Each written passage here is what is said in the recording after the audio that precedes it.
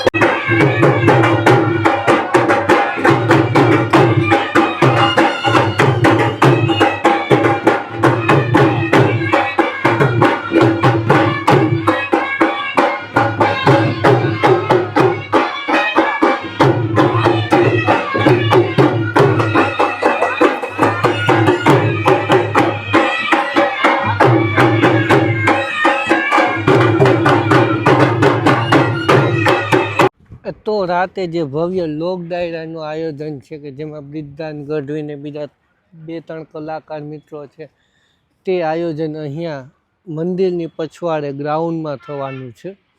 જો કોઈ મિત્રોને ખબર ન હોય તો એનું લોકેશન કહું તો કનોણા, રાણા કનોણા ધારમાં ઉપર મંદિર છે તેની સામે જ અન્નક્ષેત્ર આવેલું છે, મા અન્નક્ષેત્ર, ત્યાં આખું આયોજન થવાનું છે. જોઈએ રાતે અવાય તો આવશું. ખૂબ સુંદર મજાનું સ્ટેજ ને બધું બનાવવામાં આવ્યું છે. અહીંયા રાતે લોક ડાયરો થવાનો છે.